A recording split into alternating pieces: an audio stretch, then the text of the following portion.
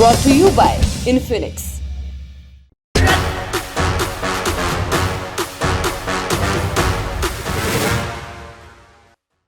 बैठकी लायक चाय की दुकानें हमारे देश में लुप्त होती जा रही हैं, लेकिन जो बची हैं वहां अगर आप कभी पहुंच जाएं तो एक न एक इजराइल विशेषज्ञ से आप जरूर टकरा जाएंगे। वो आपको बताएगा कि इजराइल के साथ बुरा करने वाली दुनिया में चाहे जहां छिप जाए इजराइल के लोग खोज कर पकड़ लेते हैं और फिर न्याय करते हैं। आप ये किस्से सुनकर रश्क करने लगेंगे कि भैया हमारे यहाँ तो भगोड़ों को भारत लाने की बात ही होती रहती है, आता कोई नहीं। नीरव मोदी, ललित मोदी, संदेशरा परिवार, विजय माल्या ये हजारों करोड़ का घोटाला करके फरार हैं और विदेश में ऐश कर रहे हैं। अब खबर आई है कि ऐसे ही एक भगोड़े मेहुल चौकसी के खिलाफ इंटरपोल द्वारा जारी रेड कॉर्नर नोटिस खारिज हो गया, तो अब वो बिना रोक टोक कहीं भी घूम सकता है। तो क्या वाकई भारत वैश्विक शक्ति बनने के तमाम दावों के बीच भगोड़ों को वापस लाने में विफल रहा है? और क्या इजराइल वाले तरीके से इन पर कार्रवाई की मांग का वास्तव में कोई आधार है, या फिर अंतर्राष्ट्रीय नियमों के तहत प्रत्यर्पण को लेकर एक बेहतर समझ विकसित करने की आवश्यकता है? इन्हीं सारे सवालों के जवाब आज दिए जाएंगे बड़ी खबर में। नमस्कार, सौरभ द्विवेदी नाम है हमारा और आपका स्वागत है लल्लन टॉप शो में। जैसा कि नाम से जाहिर है, भगोड़ा माने भागा हुआ। भागा क्यों? कानून से बचने। और बचा कैसे? जुरिडिक्शन यानी क्षेत्राधिकार से बाहर जाकर। सादी भाषा में जहां तक आपका थाना लगता है, चोर उससे आगे भाग जाए तो आप ज्यादा कुछ कर नहीं सकते, बशर्ते आप एसटीएफ ना हो। जैसे मेहुल चौकसी और उसके भांजे नीरव मोदी को ही लीजिए। ये दोनों ठग गीतांजलि नाम से हीरों का कारोबार करते थे।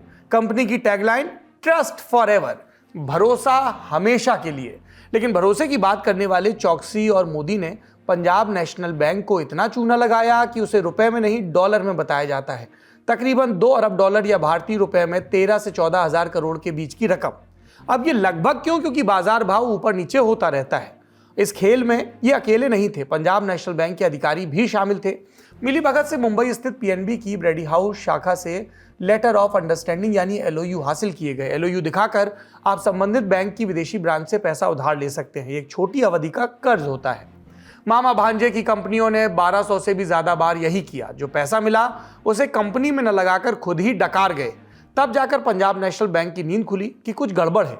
25 जनवरी 2018 को पीएनबी ने आधिकारिक रूप से मामले का संज्ञान लिया और जैसा कि नियम है 29 जनवरी को भारतीय रिजर्व बैंक को सूचना दी और आरबीआई ने मामला हैंडओवर किया सीबीआई को। लेकिन चौकसी मोदी को इस सब की भनक लग गई थी। जब तक सीबीआई ने मामला दर्ज किया और वारंट लेकर आरोपियों की दहलीज पर पहुंची, तब तक वो देश छोड़कर भाग चुके थे। मेहुल चौकसी ने एंटीगुआ और बारबाडुआ की नागरिकता हासिल कर ली थी, इसलिए वो वहीं गया। भारतीय एजेंसियों ने मेहुल का भारतीय पासपोर्ट खारिज नहीं किया। बावजूद इसके उनके सामने ढेर सारी कानूनी अड़चनें आ गई, क्योंकि तकनीकी रूप से मेहुल अब एक विदेशी नागरिक था जिसने अतीत में भारतीय कानून तोड़ा था। एजेंसियों ने फिर इंटरपोल से संपर्क किया। यह अंतर्राष्ट्रीय संगठन है जिसमें अलग अलग देशों की पुलिस साथ मिलकर काम करती है, ताकि अपराधी सिर्फ इसलिए न छूट जाए कि वो अमुक देश की सीमा से बाहर है। चौकसी के नाम एक रेड कॉर्नर नोटिस जारी करवाया गया। इस नोटिस के तहत चौकसी को गिरफ्तार किया जा सकता था, लेकिन अब यही खारिज हो गया है। दरअसल हुआ ये कि चौकसी को भारत भेजने को लेकर भारत की एंटीगुआ बारबाडुआ की सरकार से बात चल रही थी। मई 2021 में चौकसी एंटीगुआ बारबाडुआ के पड़ोसी देश डोमिनिका में मिला। वहां उसे गैरकानूनी ढंग से डोमिनिका में घुसने के आरोप में गिरफ्तार किया गया था। एंटीगुआ की सरकार ने भी कह दिया कि अब तो भैया चौकसी जी को डोमिनिका के रास्ते भारत ही भेज दिया जाए। भारतीय एजेंट्स को लेकर एक जेट डोमिनिका पहुंच भी गया था, लेकिन चौकसी के वकीलों ने मामले को डोमिनिका की अदालतों में घसीट लिया। चौकसी ने दावा किया कि डोमिनिका वो अपनी मर्जी से नहीं आया था, बल्कि उसे कथित भारतीय एजेंट्स जबरन लाए थे। कोर्ट में सुनवाई लंबी खिंचने लगी और कथित भारतीय एजेंट्स को लौटना पड़ा।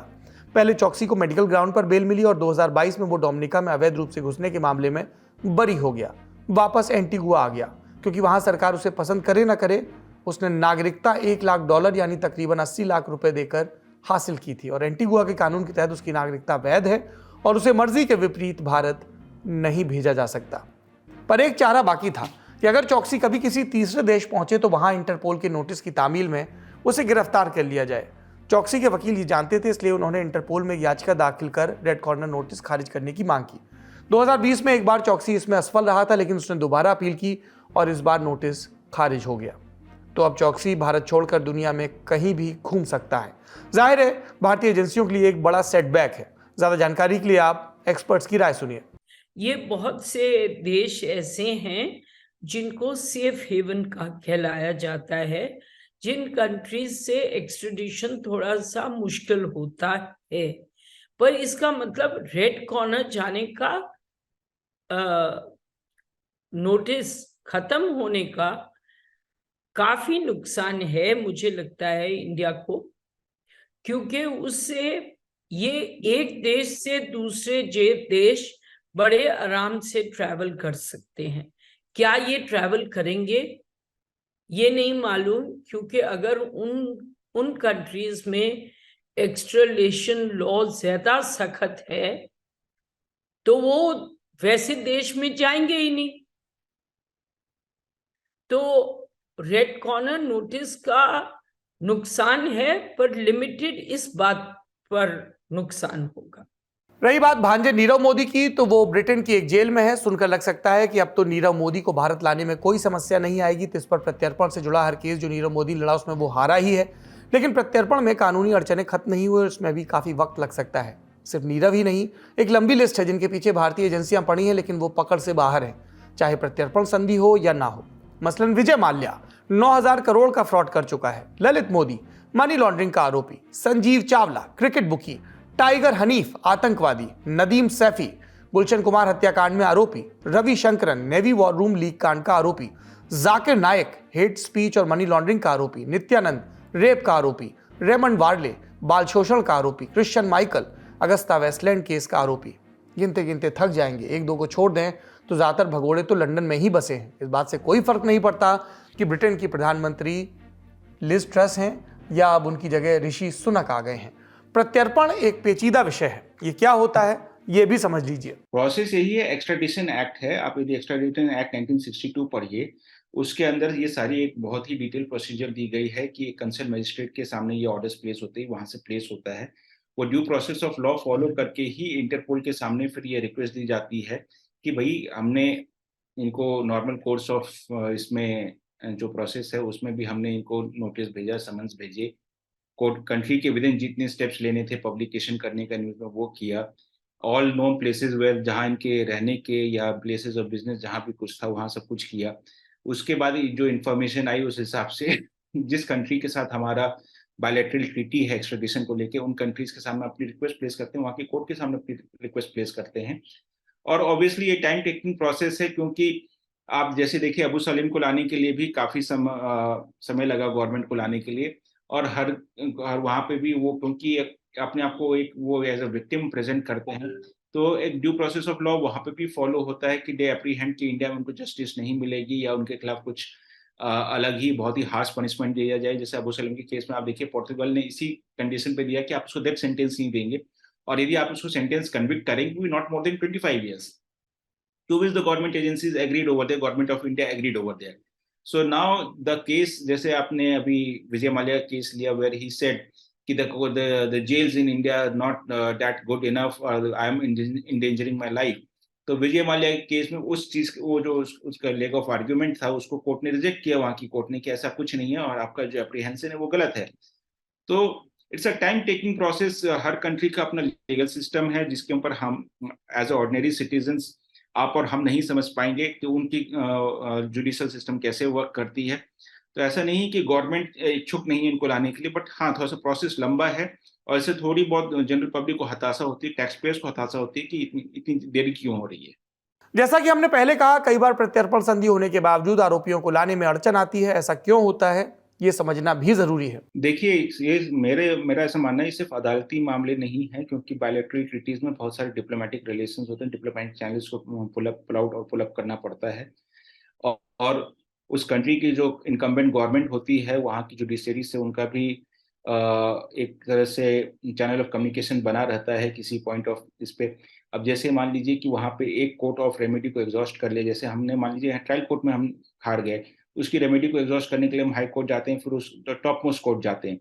तो वो जो पर्सन है जो फ्यूजिटिव है हमारे कंट्री में, जैसे मान लीजिए for take example Mehul Choksi only, तो वो भी उस कंट्री की लास्ट कोर्ट तक जाके उसको करेगा जब तक उसको कंट्री की लास्ट कोर्ट इसको अप्रूवल नहीं दे रहे, हाँ आपकी जो एक्स्ट्राडिशन हो रही है ड्यूली अप्रूव हो रही है, there is nothing wrong in it, तो ये सारा प्रोसेस तो वहां पे भी एग्जॉस्ट होगा। बहुत से केस ऐसे हुए थे दहिया का केस था, चार्ल्स होबराज का केस था।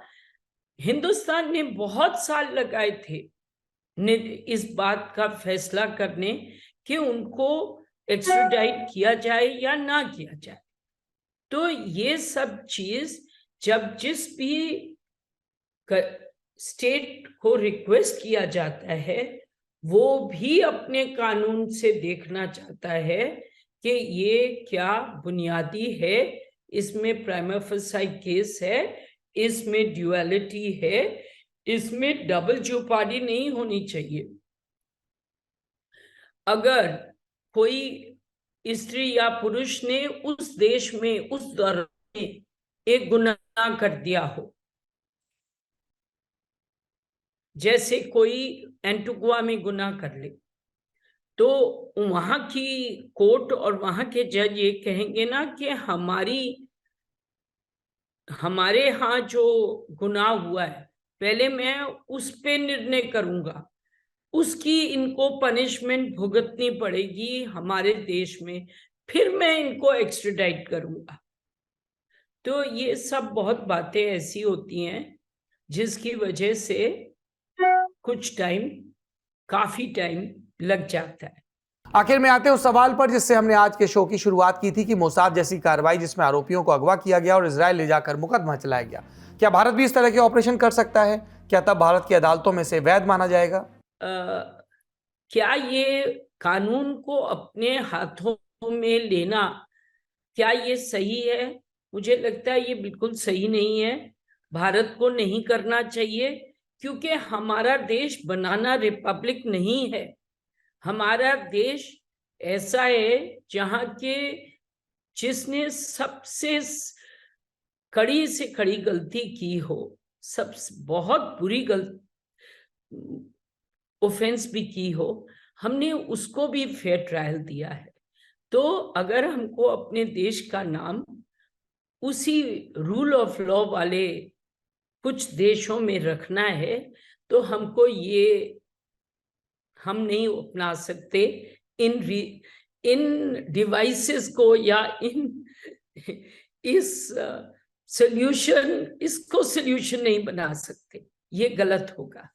देखिए, it will be a misadventure because on the part of the government to do so, because ऐसा लग रहा था कि जब मेहुल चोकसी एक कंट्री से दूसरे कंट्री चले गए और लगा था उनकी एक रूमर फैला कि he has been kidnapped, he has been taken to that country, and there was an investigating team from India which flew down to that place, and there was a huge rumor that this is all game played by the India, being a country which believes in a due process of law to be followed at all stage.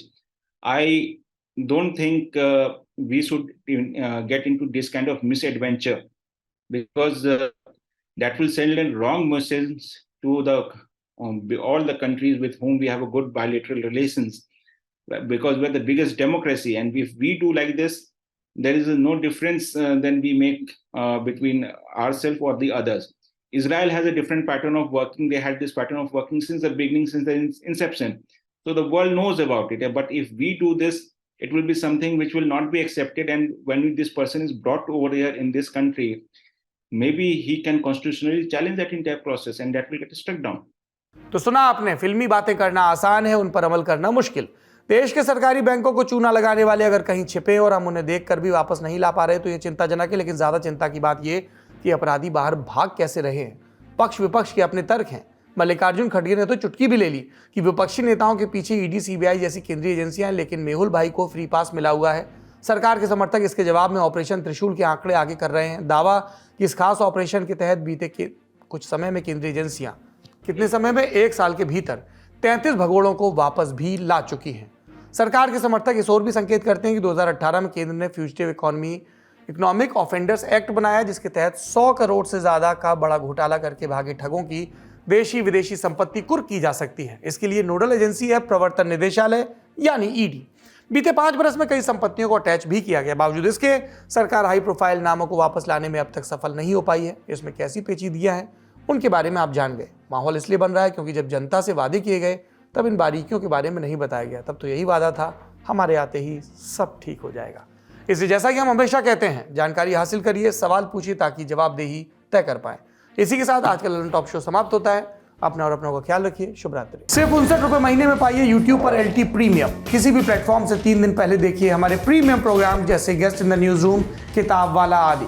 इसके अलावा बहुत कुछ। Subscribe करने के लिए Lalan top के YouTube channel पर जाकर क्लिक करें ज्वाइन बटन।